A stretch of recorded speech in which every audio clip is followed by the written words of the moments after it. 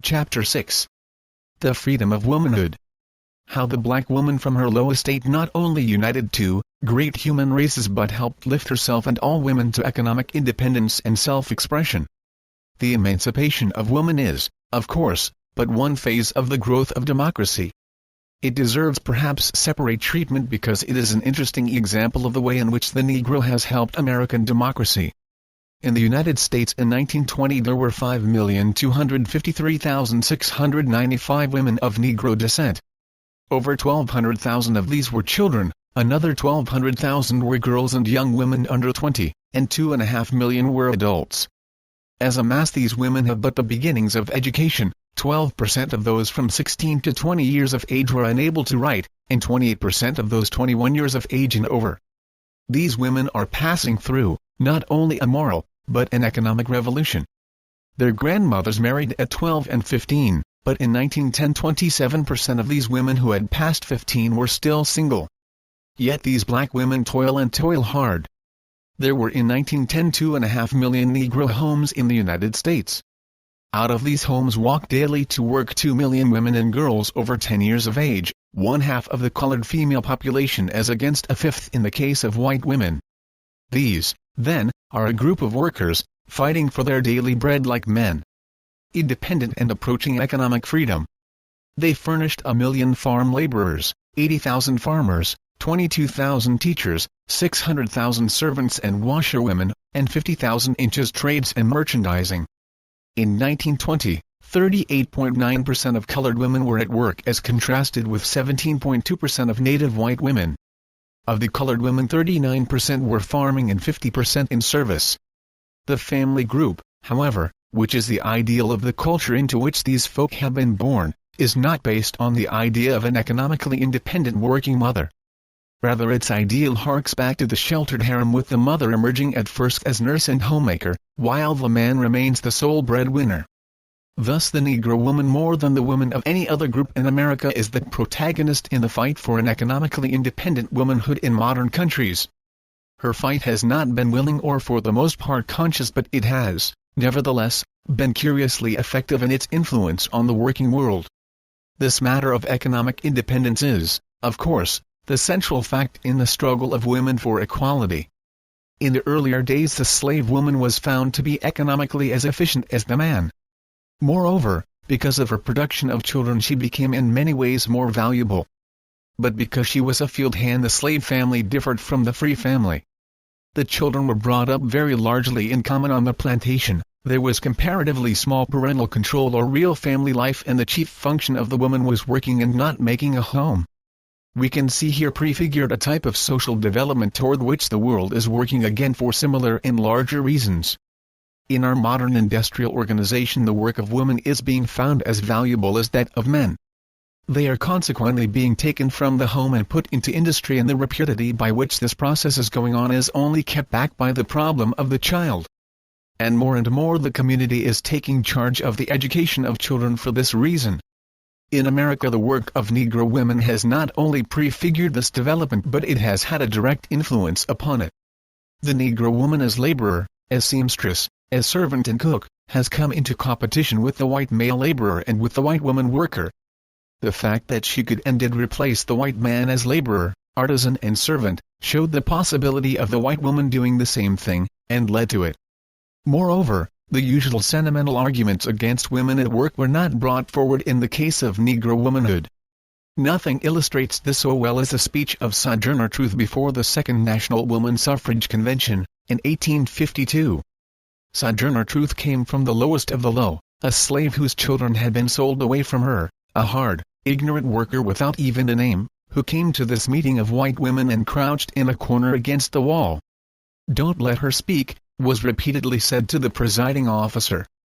"Don't get our cause mixed up with abolition and niggers." The discussion became warm, resolutions were presented and argued. Much was said of the superiority of man's intellect, the general helplessness of women and their need for courtesy, the sin of Eve, etc. Most of the white women, being perfect ladies, according to the ideals of the time, were not used to speaking in public, and finally to their dismay the black woman arose from the corner. The audience became silent.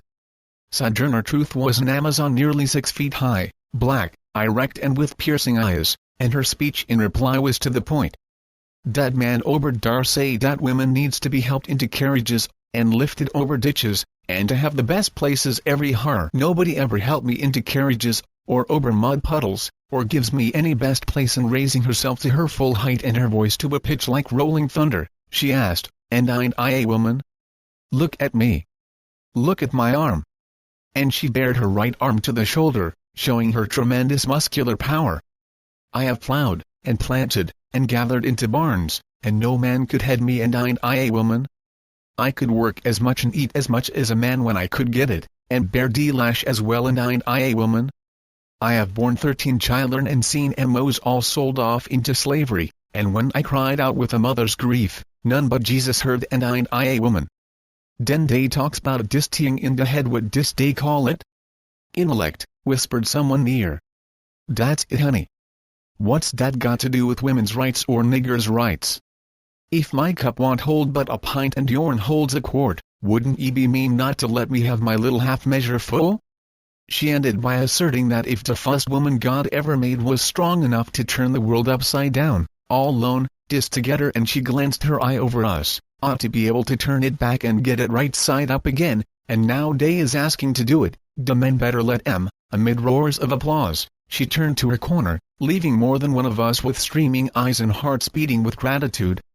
She had taken us up in her strong arms and carried us safely over the slough of difficulty, turning the whole tide in our favor. I have never in my life seen anything like the magical influence that subdued the mobbish spirit of the day and turned the jibes and sneers of an excited crowd into notes of respect and admiration. Hundreds rushed up to shake hands, and congratulate the glorious old mother and bid her Godspeed on her mission of testifying again concerning the wickedness of this air people.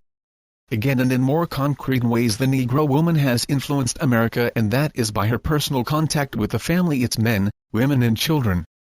As housekeeper, maid and nurse's confidant, advisor and friend, she was often an integral part of the white family life of the South, and transmitted her dialect, her mannerisms, her quaint philosophy and her boundless sympathy.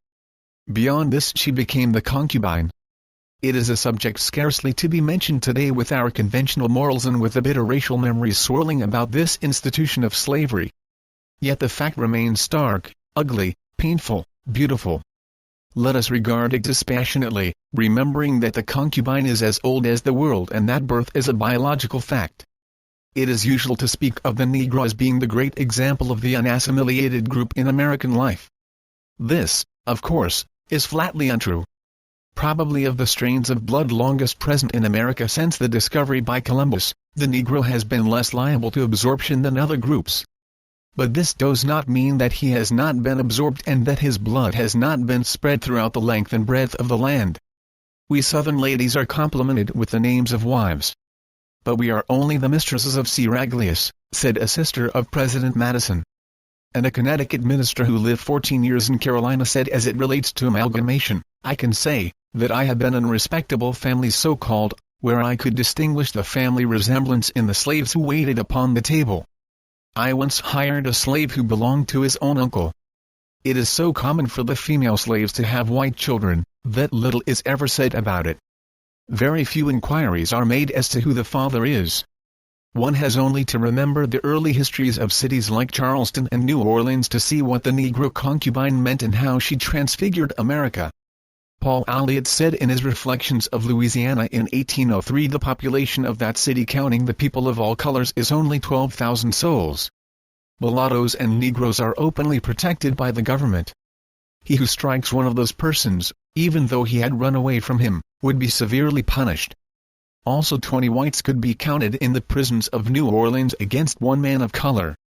The wives and daughters of the latter are much sought after by the white men, and white women at times esteem well-built men of color.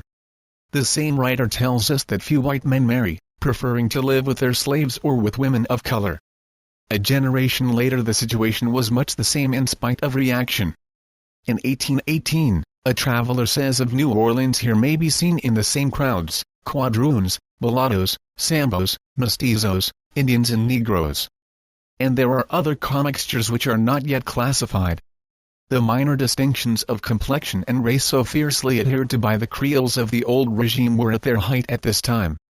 The glory and shame of the city were her quadroons and octoroons, apparently constituting two aristocratic circles of society, the one as elegant as the other, the complexions the same, the men the same, the women different in race, but not in color, nor in dress nor in jewels. Writers on fire with the romance of this continental city love to speak of the splendors of the French Opera House, the first place in the country where grand opera was heard, and tell of the tears of beautiful women with their jewels and airs and graces.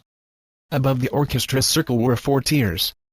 The first filled with the beautiful dames of the city. The second filled with a second array of beautiful women, attired like those of the first, with no apparent difference. Yet these were the octoroons and quadroons, whose beauty and wealth were all the passports needed. The third was for the hoi polloi of the white race, and the fourth for the people of color whose color was more evident. It was a veritable sandwich of races. Whatever judgment we may pass upon all this and however we may like or dislike it, the fact remains that the colored slave women became the medium through which two great races were united in America. Moreover, it is the fashion to assume that all this was merely infiltration of white blood into the black.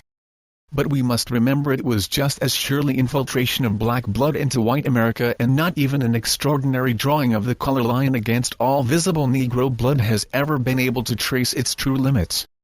There is scarcely an American, certainly none of the South and no Negro American, who does not know in his personal experience of Americans of Negro descent who either do not know or do not acknowledge their African ancestry. This is their right, if they do know, and a matter of but passing importance if they do not. But without doubt the spiritual legacy of Africa has been spread through this mingling of blood. First, of course, we may think of those more celebrated cases where the mixed blood is fairly well known, but nevertheless the man has worked and passes a white man. One of the earliest examples was that of Alexander Hamilton. Alexander Hamilton was a case in point of the much disputed Creole blood. Theoretically, the Creole was a person of European descent on both sides born in the West Indies or America. But as there were naturally few such persons in earlier times because of the small number of European women who came to America, those descendants of European fathers and mulatto mothers were in practice called Creole, and consequently it soon began to be prima facie evidence, in the West Indies, that an illegitimate child of a white father was of Negro descent. Alexander Hamilton was such an illegitimate child. He had colored relatives whose descendants still live in America, and he was currently reported to be colored in the island of Nevis. Further than this, of course, proof is impossible. But to those who have given careful attention to the subject, little further proof is needed. To this can be added a long list of American notables, bishops, generals and members of Congress. Many writers and artists have found hidden inspiration in their Negro blood, and from the first importation in the 15th century down to today there has been a continual mingling of white and Negro blood in the United States, both within and without the bonds of wedlock that neither law nor slavery nor cruel insult and contempt has been able to stop. Besides these influences in economics and the home, there has come the work of Negro women in revolt which cannot be forgotten. We mention 2 cases. Harriet Tubman was a woman absolutely illiterate, who, from 1849 down to the Civil War, spent her time journeying backward and forward between the free and slave states and leading hundreds of black fugitives into freedom. Thousands of dollars were put upon her head as rewards for her capture. And she was continually sought by Northern abolitionists and was a confidant of John Brown. During the war, she acted as a spy, guide and nurse, and in all these days, worked without pay or reward. William H. Seward said, "A nobler, higher spirit or truer, seldom dwells in the human form," and Wendell Phillips added, "In my opinion there are few captains, perhaps few colonels, who have done more for the loyal cause since the war began, and few men who did before that time more for the colored race than our fearless and most sagacious friend, Harriet." Abraham Lincoln gave her ready audience. Quite a different kind of woman, and yet strangely effective and influential, was Mammy Pleasance of California. Here was a colored woman who became one of the shrewdest business minds of the state. She anticipated the development in oil. She was the trusted confidant of many of the California pioneers like Ralston, Mills and Booth, and for years was a power in San Francisco affairs. Yet, she held her memories, her hatreds, her deep designs, and throughout a life that was perhaps more than unconventional, she treasured a bitter hatred for slavery and a certain contempt for white people. As a field hand in Georgia, she had attracted the attention of a planter by her intelligence and was bought and sent to Boston for training. Here she was made a household drudge and eventually married Alexander Smith, who was associated with Garrison and the abolitionists. With $50,000 from his estate, she came to California and made a fortune. The epitaph which she wanted on her tombstone was, "She was a friend of John Brown." When she first heard of the projects of Brown, she determined to help him, and April 5, 1858, when John Brown was captured at Harper's Ferry, they found upon him a letter reading, "The axe is laid at the foot of the tree. When the first blow is struck there will be more money to help." This was signed by 3 initials which the authorities thought were WEP. In fact they were MEP, and stood for Mammy Pleasance. She had come east the spring before with a $30,000 United States draft which she changed into coin, and meeting John Brown in Chatham or Windsor, Canada, had turned this money over to him. It was agreed, however, that he was not to strike his blow until she had helped to arouse the slaves. Disguised as a jockey, she went south, and while there heard of Brown's raid and capture at Harper's Ferry. She fled to New York and finally reached California on a ship that came around Cape Horn, sailing in the steerage under an assumed name.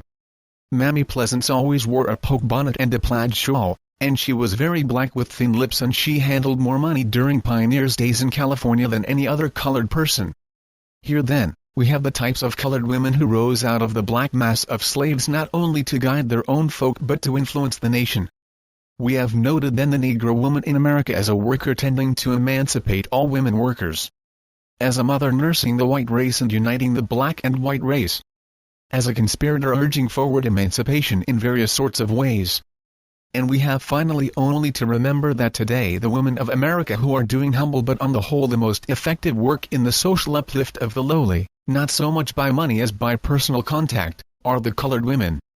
Little is said or known about it, but in thousands of churches and social clubs, in missionary societies and fraternal organizations, in unions like the National Association of Colored Women, these workers are founding and sustaining orphanages and old folk homes, distributing personal charity and relief, visiting prisoners, helping hospitals, teaching children, and ministering to all sorts of needs. Their work, as it comes now and then in special cases to the attention of individuals of the white world, forms a splendid bond of encouragement and sympathy, and helps more than most realize in minimizing racial difficulties and encouraging human sympathy.